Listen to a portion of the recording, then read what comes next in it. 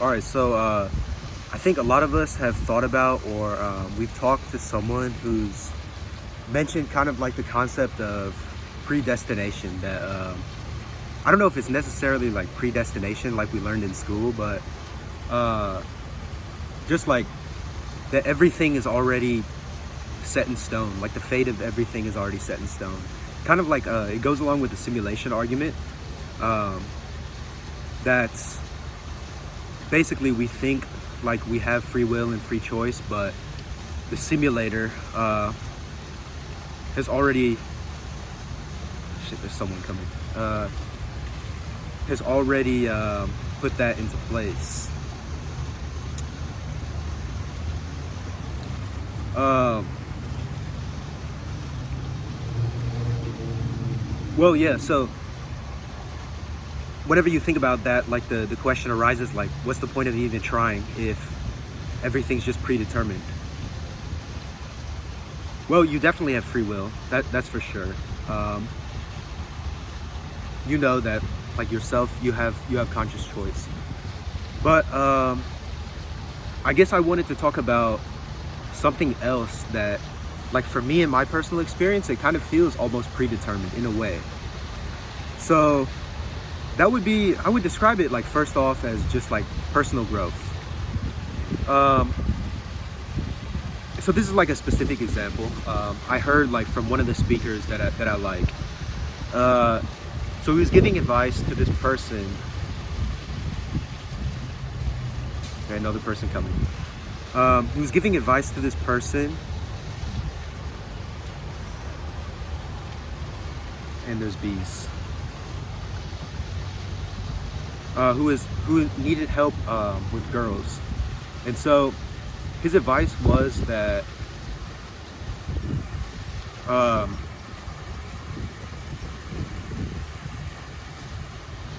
okay. So hard to focus. Okay. Um, his advice was that just like ask out girls or just approach people that you're interested in just for the sake of approaching them, not for any sort of end result. Because like he said that even if you get rejected by 10 girls and then on the 11th girl like she actually likes you or whatever, well, it's not just the 11th girl liking you, it's each one of those rejections leading up to that point that allowed you to have that 11th one. It transformed you in a way to allow the 11th one to happen.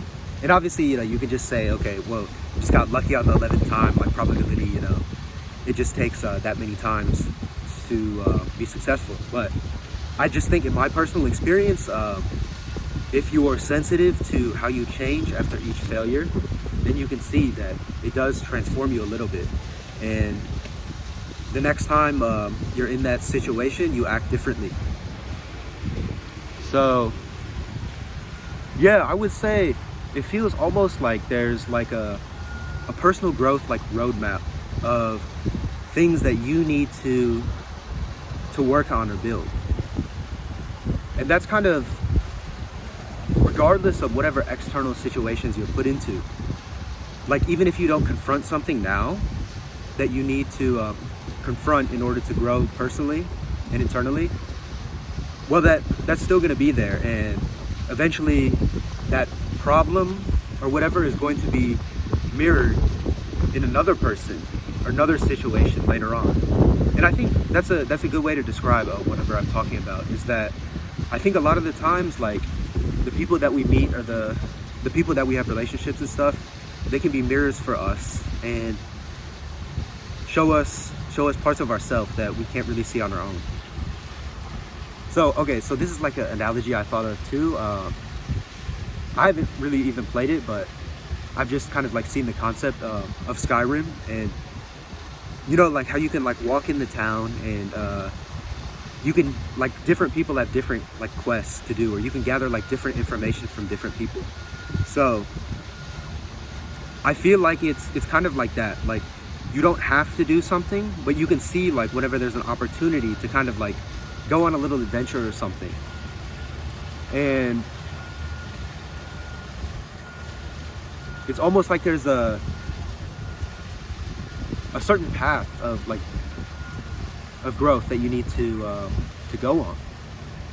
And I don't think that external situations are predetermined. So basically whatever I'm trying to describe is that I could see that like internally how we grow, I could see that being kind of predetermined just based off of my personal experience.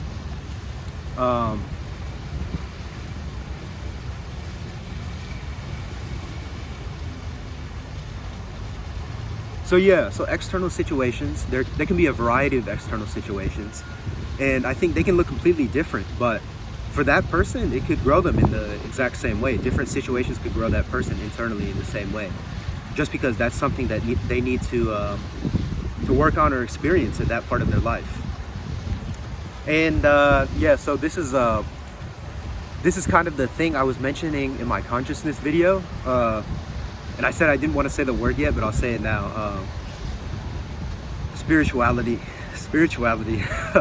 Oh man, I feel like I just probably lost. Well, like if it was me watching and I didn't, if it was me watching a few years ago and I heard someone say spirituality, I would definitely just check out. Like I would not be listening anymore, because, well, to me for a long time that sounded like hocus pocus bullshit. And I kind of reframed like whatever I think about that word. And also I thought it was something religious, but I guess you can look at spirituality as a way of describing life itself, just everything, just existentially. You can use spirituality to describe that, and consciousness. It's very related. So it's not just some like outlandish thing, because that's kind of the impression I had for a long time. But yeah, so this personal growth and everything that I'm talking about, I guess it could also be described as like the spiritual path. So yeah, and to me that seems like that's almost like predetermined. Like there's just certain things that you have to experience, and I feel like if you don't take that opportunity right away, then that problem or whatever, that experience shows up later, because you didn't learn or experience whatever you needed to learn.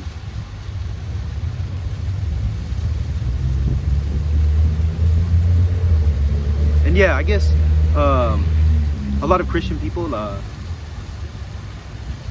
guess they believe in God's plan, that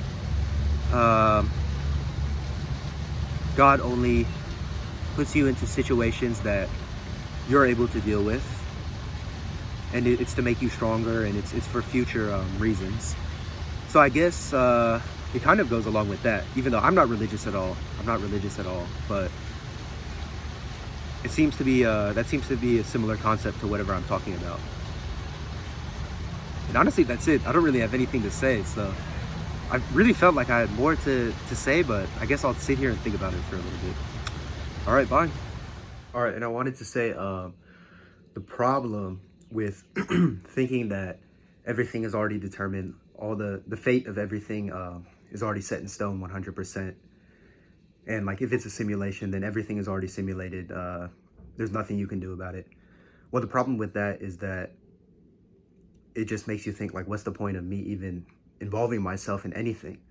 So that's a big important thing to mention, is that if you do think that, if you don't realize that you have free choice and free will, and how much choice you have to make up your own life, then there's going to be no involvement with life. And yeah, that's really bad. So don't let that take away involvement with life, because you definitely have free will. So yeah, but there is one guarantee for sure, and that's death. And like my friend told me that he heard like this saying, there's only two guarantees in life: death and taxes. So yeah, so for sure death is a guarantee, but besides that we don't really know. So yeah.